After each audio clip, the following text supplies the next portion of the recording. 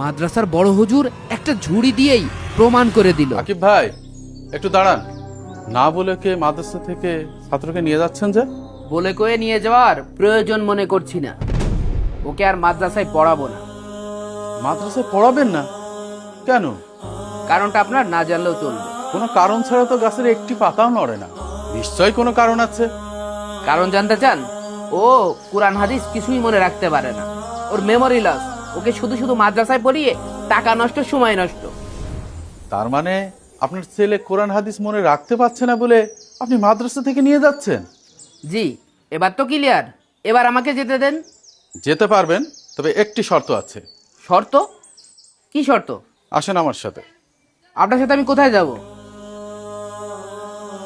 ট্রাঙ্কটি নিচে রাখেন। কি যে বলছেন কিছুই বুঝতে পারছি না। বলেন কি শর্ত? এই যে ঝুড়িটা দেখছেন, ঝুড়িটা নিয়ে আমার সাথে আসেন।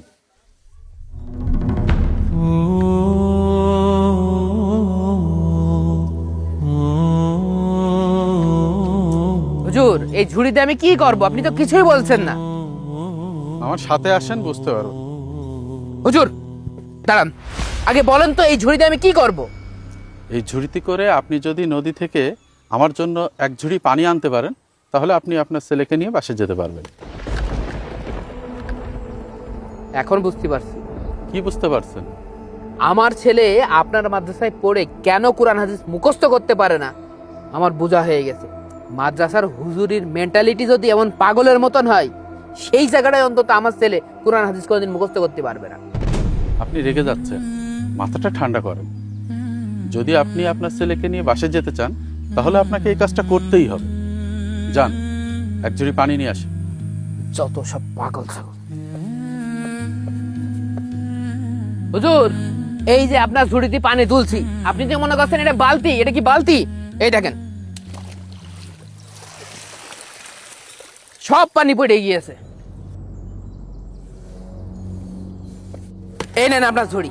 ঝুড়িতে কোনোদিন পানি ওঠে? মানি চল। আকিব ভাই দাঁড়ান, তাড়াহুড়া করবেন না। ঝুড়িটির দিকে একটু ভালো করে লক্ষ্য করুন। কি দেখবো এই ভাঙা ঝুড়ির? আপনি যখন ঝুড়িটা নিয়ে গিয়েছিলেন, তখন ঝুড়িটা কেমন ছিল? ময়লা ছিল, কাদা মাখানো ছিল। তো আর এখন এখন কি ময়লাগুলো আছে?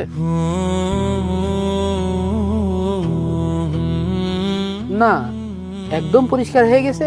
আমি আপনাকে এটাই বোঝাতে চেয়েছি, আপনি পানি আনতে পারেননি ঠিকই, কিন্তু পানিতে বারবার ঝুড়িটা চুবানোর কারণে ঝুড়িটা একদম পরিষ্কার হয়ে গেছে।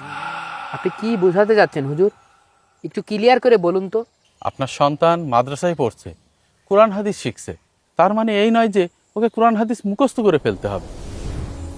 এই ঝুড়ির মতো সে হয়তো কোনো কিছু মনে রাখতে পারছে না, সব বেরি হয়ে যাচ্ছে, কিন্তু প্রতিদিন আল্লাহর কালাম পড়ার কারণে এই ঝুড়ির মতো প্রতিদিন ওর অন্তরটা পরিষ্কার হয়ে যাচ্ছে। একটা সময় আসবে যখন ওর অন্তরটা পুরোপুরি পরিষ্কার হয়ে যাবে, আল্লাহর দয়া নামবে, তখন দেখবেন ভাঙা ঝুড়িতেও পানি আটকাচ্ছে, আর খারাপ ছাত্র হাফেজ হয়ে যাচ্ছে। অধৈর্য হবেন না। আমাকে মাফ করে দেন হুজুর, আমি আসলে আমার ভুল বুঝতে পেরেছি। এখন থেকে আমার ছেলে আপনাদের মাদ্রাসায় পড়বে। মাদ্রাসা শিক্ষা মানে অন্তর পরিষ্কার করা। ভিডিওটি এখনই শেয়ার করে সবার মাঝে ছড়িয়ে দিন।